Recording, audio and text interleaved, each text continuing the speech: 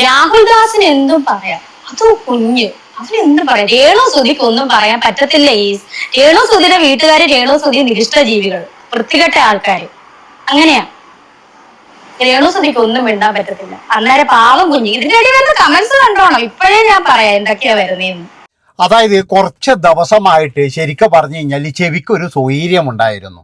ഞാൻ പറഞ്ഞല്ലോ, ഈ രേണുസുതി എന്ന് പറയുന്ന ഒരു വ്യക്തിക്ക് എന്ന് പറഞ്ഞു കഴിഞ്ഞാൽ എങ്ങനെയെങ്കിലും ലൈം ലൈറ്റിൽ ഇങ്ങനെ നിൽക്കണം. അവരെ ആരെയൊക്കെയോ ഇങ്ങനെ തെറി പറയുന്നു, അല്ലെങ്കിൽ അവരെ മോശപ്പെടുത്തുന്നു, അവരുടെ വീട്ടുകാരെ മോശപ്പെടുത്തുന്നു എന്നുള്ള രീതിയിൽ ഒരുപാട് വീഡിയോസ് ഇങ്ങനെ വരണം. അപ്പോഴും മാത്രമേ അവർക്ക് കുറച്ച് റീച്ച് കിട്ടത്തുള്ളൂ. ഇപ്പോഴും ഞാൻ അവരെ കൂടെയുള്ള സജീനിയോ അല്ലെങ്കിൽ വേറെ ഏത് കുറേ എണ്ണോ ഇങ്ങനെയൊന്നും വിചാരിച്ചാലൊന്നും റീച്ച് കിട്ടൂല. അവരൊക്കെ രേണുവിൻ്റെ പിന്നെ പുതിയ വിശേഷം എന്ന് പറഞ്ഞു കഴിഞ്ഞാൽ എഴുതിയിടുന്ന അല്ലെങ്കിൽ പറഞ്ഞിടുന്ന വീഡിയോ ഒക്കെ എത്രയാണ് കിട്ടുന്നത്? 1000 വ്യൂസോ 400 വ്യൂസോ, അത് യൂട്യൂബിലാണെങ്കിൽ 200 വ്യൂസ്, ഇത്രയേ കിട്ടുന്നുള്ളൂ. അപ്പോൾ രേണു സുധിക്ക് തോന്നിയൊരു കാര്യം എന്താണെന്ന് വെച്ചാൽ, ഇങ്ങനെ പോയി കഴിഞ്ഞാൽ എൻ്റെ കാര്യം അവതാളത്തിലാകും, അതായത് എന്നെ എല്ലാവരും മറന്നുപോകും എന്നുള്ളത് കൊണ്ട് ഇന്നലെ വന്നിട്ട് രേണു സുധി കൊടുത്ത ഒരു ഇൻ്റർവ്യൂ ആണിത്. എന്തിൻ്റെ ഇതിനു വേണ്ടിയിട്ടാണ് ഇൻ്റർവ്യൂ കൊടുക്കുന്നത്? അതായത് രാഹുൽ ദാസ് നോക്കി ഇച്ചുന്നോ പറഞ്ഞ ആ പയ്യൻ എവിടെയെങ്കിലും പോയി ജീവിക്കട്ടെ, ഇനി അതിൻ്റെ പുറകെ നടന്ന് അവൻ അങ്ങനെയായിരുന്നു അവൻ ഇങ്ങനെയായിരുന്നു പറഞ്ഞു കഴിഞ്ഞാൽ തീരുമോ? ആ പയ്യൻ്റെ അച്ഛന് വരുന്ന ഇൻഷുറൻസിൻ്റെ പൈസയും അതിൻ്റെ ഒരു വിഹിതവും അതിന് കൊടുക്കേണ്ടി വരും, അത് ഉറപ്പാണ്. അതുമാത്രവുമല്ല, വീടിൻ്റെ പകുതി അവകാശവും അവന് തന്നെ അവകാശപ്പെട്ടത് തന്നെയാണ്. പിന്നെ ഇതിൻ്റെ അകത്ത് പറയുന്ന ഒരു കാര്യം എന്താണെന്ന് വെച്ച് കഴിഞ്ഞാൽ, ഭാര്യ ഉപേക്ഷിച്ചു പോയ ഒരു മനുഷ്യനെയും 11 വയസ്സുള്ള ഒരു ചെറുക്കനെയും ഞാൻ ഏറ്റെടുത്തതാണോ എൻ്റെ തെറ്റെന്ന്? എൻ്റെ പൊന്ന് സഹോദരി, നിങ്ങൾക്ക് അങ്ങനെ നെഞ്ചിൽ കൈവച്ച് പറയാൻ പറ്റുമോ? അതായത് ഈ കൊല്ലം സുധി എന്ന് പറയുന്നവൻ ഉള്ളത് കൊണ്ടല്ലേ നിങ്ങളുടെ കുടുംബം വന്ന് കഞ്ഞി കുടിച്ചു പോയത്? ആ മനുഷ്യൻ എന്തുകൊണ്ടാണ് ഇത്രയും വലിയ കടം വന്നത്?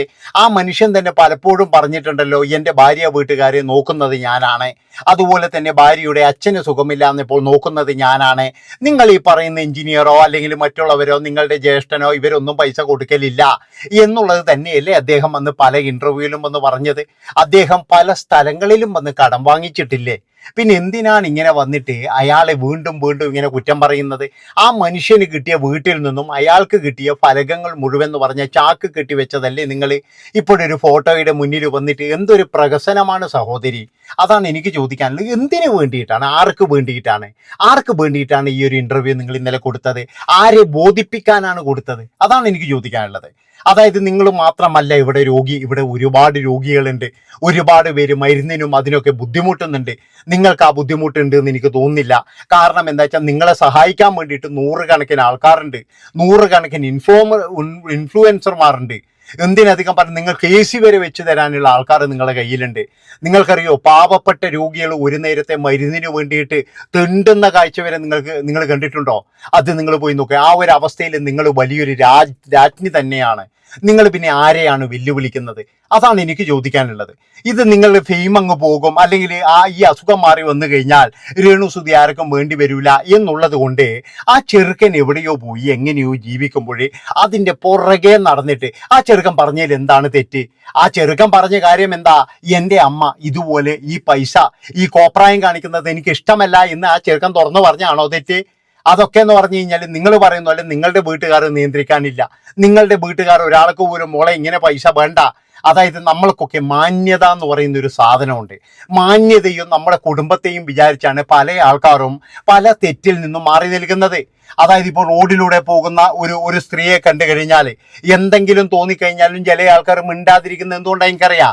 അത് മാന്യത, അതായത് എൻ്റെ കുടുംബത്തിൻ്റെ മാനം വരെ കപ്പൽ കയറും, ഞാനൊന്നും മിണ്ടാൻ പാടില്ല. അല്ലെങ്കിൽ അതുപോലെ തന്നെ എന്ന് പറഞ്ഞാൽ റോഡിൽ കിടന്ന് അടിയുണ്ടാക്കാത്ത ആൾക്കാരുണ്ട്. അടി ഉണ്ടാക്കുമ്പോൾ എൻ്റെ കുടുംബത്തിൻ്റെ മാന്യത പോകും, അല്ലെങ്കിൽ ഞാനും ഒരു ഗുണ്ടയായി മുദ്ര കുത്തപ്പെടും എന്നുള്ളത് കൊണ്ടാണ്. അതാണ് പറയുന്നത്, ഒരു മാന്യത എന്ന് പറയുന്ന ഒരു സംഭവമുണ്ട്.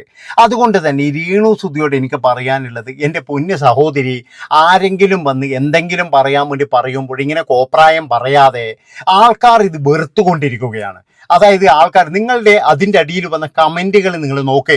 നിങ്ങൾക്ക് അനുകൂലമായിട്ട് എത്ര കമൻ്റ് ഉണ്ട് നിങ്ങൾ ആലോചിച്ച് നോക്ക്. നിങ്ങൾ പറയുന്നില്ല എന്നെ സ്നേഹിക്കുന്ന അമ്മമാർ, ആ അമ്മമാർ വരെ എന്ന് പറഞ്ഞു കഴിഞ്ഞാൽ നിങ്ങളെ പിന്തള്ളിയിരിക്കുകയാണ്. നിങ്ങളെ കാണുന്നത് പോലും ഇപ്പോഴും വെറുപ്പാണെന്ന് ചില അമ്മമാർ കമൻ്റ് ഇട്ടിട്ട് കണ്ടോ നിങ്ങൾ? എന്തുകൊണ്ടാണ്? നിങ്ങൾ തന്നെ നിങ്ങളുടെ വില അടിച്ചു പൊടിച്ച് കളയുകയാണ് ചെയ്തുകൊണ്ടിരിക്കുന്നത്. അതാണ് എനിക്ക് പറയാനുള്ളത്. അല്ലാതെ ഇന്നലെ ഇപ്പോൾ ഇങ്ങനെയൊരു വീഡിയോൻ്റെ വല്ല ആവശ്യമുണ്ടോ? എന്തിനു വേണ്ടിയിട്ട്, ആർക്ക് വേണ്ടിയിട്ടാണോ ഇങ്ങനെ ഒരു വീഡിയോ കൊടുത്തത്? കുറേ നാളുകളായിട്ട് ആൾക്കാർ പറയുന്ന പോലെ ചെവിട്ട് സ്വൈര്യം ഉണ്ടായിരുന്നു. അതായത് ഇനിയിപ്പോൾ ആരും ഒന്നും പറയണ്ട, ഇനി രേണുസുധീനെ പറ്റി ഒരു വീഡിയോ ചെയ്യണ്ട എന്ന് വിചാരിക്കുമ്പോഴേ അങ്ങനെ നിങ്ങളെ നിർത്താൻ ഞാൻ ഉദ്ദേശിപ്പിക്കുന്നില്ല. അതുകൊണ്ട് തന്നെ എന്ന് പറഞ്ഞു കഴിഞ്ഞാൽ എന്നാ ഒരു കാര്യം, ഏതെങ്കിലും ഒരു യൂട്യൂബറിനെ കുറച്ച് പള്ളു പറയാം, അല്ലെങ്കിൽ രാഹുൽ ദാസിനെ കുറച്ച് പള്ളു പറയാം. രാഹുൽ ദാസിന്റെ അവസ്ഥ കണ്ടിട്ട് ഇപ്പോൾ ചേച്ചിക്ക് സഹിക്കുന്നില്ല. കാരണം എന്താ വെച്ചാൽ ഇനിയിപ്പോൾ രോഗം മാറിക്കഴിഞ്ഞാലും ചേച്ചിയുടെ വീഡിയോ കാണാൻ എത്ര പേരുണ്ട് എന്നറിയില്ല. പക്ഷെ രാഹുൽ ദാസ് എന്ന് പറയുന്ന ഒരു മനുഷ്യനായിരുന്നു വളർന്നുകൊണ്ടിരിക്കുകയാണ്. അതിൻ്റെ അസൂയ നല്ല രീതിയിൽ സഹോദരിക്ക് ഉണ്ട് എന്നാണ് എനിക്ക് തോന്നിയിട്ടുള്ളത്. അല്ലാതെ എന്ന് പറഞ്ഞ് ഇവിടെ കിടന്നിട്ട് ഇങ്ങനെ ബീമ്പു പറഞ്ഞിട്ട് ആരെ ബോധിപ്പിക്കാനാണ്? നിങ്ങളുടെ കൂടെയുള്ള 2-3 ആൾക്കാർ ഇന്നലെ എന്താ ഒരു സ്ത്രീ വന്ന് വിളിച്ചു പറയുന്നത്, അതായത് രേണുസുധി എന്താ ഇവരൊക്കെ ആരാ? അതാ ഞാൻ രുചിക്കുന്നത്. ഇവരൊക്കെ എവിടുന്ന് വന്നതാണ്? ഒരു കണക്ക് പറഞ്ഞു കഴിഞ്ഞാൽ നിങ്ങളുടെയൊക്കെ ശത്രുക്കൾ എന്ന് പറഞ്ഞാൽ നിങ്ങളെ ഈ മിത്രങ്ങളില്ലേ, നിങ്ങളെ കൊണ്ടു നടക്കുന്ന അവര് തന്നെയാണെന്നാണ് എനിക്ക് തോന്നുന്നത്. ബാക്കിയും കൂടി കേട്ടിട്ട് വരാറ്.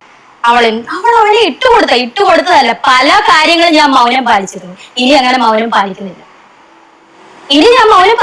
മൗനം പാലിച്ചിട്ട് എനിക്ക് എന്തെങ്കിലും കിട്ടിയോ? ക്യാൻസർ വന്നിട്ട് എന്നെ തെറി പറയുന്നവർ തന്നെ തെറി പറഞ്ഞുകൊണ്ടിരിക്കുമല്ലേ. മൗനം പാലിച്ചിട്ട് എനിക്ക് എന്തെങ്കിലും കിട്ടിയോ?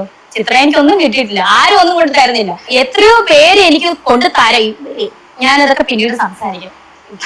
പറഞ്ഞ ഇമോഷണൽ ആവും ഞാൻ. ഇതാണ് സ്ഥിതി ഇപ്പോഴത്തെ സ്ഥിതി. എന്നെ തെറി പറയുന്നതിന് കണക്കിന് സ്വഭാവം നന്നാക്കണം സഹോദരി, സ്വഭാവം നന്നാക്കണം. മറ്റുള്ളവരോട് പെരുമാറുന്ന രീതി നന്നാക്കണം. അല്ലാതെ 24 മണിക്കൂറും വന്നിട്ട് എന്തെങ്കിലും കോപ്രായങ്ങൾ കാണിച്ചിട്ട് ജീവിച്ചോ, അതൊന്നും വേണ്ടാന്ന് പറയുന്നില്ല. പക്ഷെ അതിനൊക്കെ ഒരു ലിമിറ്റ് ഉണ്ട്. ആ ചെറുക്കന് വേണ്ടിയിട്ടാണെങ്കിൽ ആ ചെറുക്കൻ നിങ്ങളെ പിന്തള്ളും. 18 വയസ്സ് കഴിഞ്ഞാൽ ആ ചെറുക്കൻ കാറി തുപ്പാതെ നോക്കിക്കോ. അത്രമാത്രം ആ ചെറുക്കന് അത്രമാത്രം നാണക്കേടുണ്ടാവുമായിരുന്നു. ഇപ്പോഴും വലിയ വായിൽ വിളിച്ച് പറയുന്നില്ലായിരുന്നു, എന്താണ് താങ്കളുടെ മകൻ, സ്വന്തം മകനായ എന്ന ഋതുവ, ആ ഒരു ചെറുക്കനോട് എന്താണ് പറയുക? ഒരു 10-18 കൊല്ലം കഴിഞ്ഞാൽ ആ ചെറുക്കൻ ചില ചോദ്യങ്ങൾ ചോദിക്കുമ്പോൾ എന്ത് മറുപടിയാണ് പറയുക? അതായത് അച്ഛൻ, അമ്മ, പിന്നെ അറിയാം ബന്ധുക്കൾ, ഇവരെയൊക്കെ പോറ്റാൻ വേണ്ടിയിട്ട് നിങ്ങൾ ഇതുപോലെ പോയി, അല്ലെങ്കിൽ ഇതുപോലെ ഡാൻസ് കോപ്രായങ്ങൾ കാണിച്ചു എന്നാണോ പറയുക? അല്ല, അറിയാതുകൊണ്ടിരിക്കുന്നതാണ്. അതുകൊണ്ട് രാഹുൽ ദാസ് എന്ന് പറയുന്ന പയ്യൻ എങ്ങനെയെങ്കിലും ജീവിക്കട്ടെ. അതിൻ്റെ അസൂയയും കുശുമ്പും കൊണ്ട് ഇനി വന്നിട്ട് കാര്യമേ ഇല്ല. ആ ചെറുക്കൻ്റെ കയ്യിലും തെറ്റുണ്ടാകും. പക്ഷേ ആ ചെറുക്കൻ്റെ അച്ഛനെ ഉപയോഗിച്ചു നിങ്ങൾ നല്ലോണം എല്ലാവരും ജീവിച്ചിന്, ഇല്ലാന്നൊന്നും പറയണ്ട. എല്ലാവരും നല്ലോണം ജീവിച്ചത് തന്നെയാണ്. ഇപ്പോഴും വന്നിട്ട് ഓരോ പ്രഹസനങ്ങൾ ഉണ്ടാക്കുന്നത് എന്തിനു വേണ്ടിയിട്ടാണെന്ന് എല്ലാവർക്കും അറിയാം. റീച്ചാണ് മുഖ്യം, റീച്ച്. ഇതാരുടെ ബുദ്ധിയാണെന്നും അറിയാം. ചേച്ചി, ഇതുപോലെ പോയി കഴിഞ്ഞാൽ നിങ്ങൾ രോഗം മാറി വരുമ്പോഴേക്കും നിങ്ങളെ കാണാൻ ഒരാളും ഉണ്ടാവില്ല എന്ന് കൃത്യമായിട്ടെന്ന് പറഞ്ഞു കഴിഞ്ഞാൽ നിങ്ങളെ പറഞ്ഞു തരാൻ വേണ്ടിയിട്ട് ഇവിടെ ആളുണ്ട്. അവരുണ്ടാക്കുന്ന ഒരു നുറുക്ക് വേലയാണ് ഇതെന്ന് എല്ലാവർക്കും മനസ്സിലാകും. ഞാൻ തന്നെ വിചാരിച്ചു, ഈശ്വരാ, ഈ രേണുസുധി ഇപ്പോഴെങ്കിലും മിണ്ടാതിരിക്കുന്നുണ്ടല്ലോ, കുറച്ച് കാലം ഇനി രോഗത്തിൻ്റെ ഇതുമായിട്ട് നിൽക്കട്ടെ, രോഗത്തിൻ്റെ ആ കുറച്ച് കാര്യങ്ങളുമായിട്ട് നിൽക്കട്ടെ. അപ്പോഴും നിങ്ങൾക്ക് അതിന് കഴിയില്ല. നിങ്ങൾക്ക് എന്താ വെച്ച് കഴിഞ്ഞാൽ ആ നിമിഷം തന്നെ വന്ന് നിങ്ങളുടേതായ കുറച്ച് കാര്യങ്ങളൊക്കെ ഉണ്ടാക്കി കഴിഞ്ഞാൽ നിങ്ങളെ യൂട്യൂബ് ചാനലാണ് ഇപ്പോൾ ആരാ ഉള്ളത്? അതാണ് നിങ്ങൾ മനസ്സിലാക്കേണ്ടത്. നിങ്ങളെ കാണാൻ ആരുമില്ല ശരിക്കും പറഞ്ഞാൽ. നന്ദി, നമസ്കാരം. ഇതെങ്കിലും ഇനിയെങ്കിലും മനസ്സിൽ വെച്ചിട്ട് ബാലോനും വരുന്ന ഇൻ്റർവ്യൂകൾ എടുത്തു കൊടുക്കാണ്ടിരിക്കുക. Bye bye.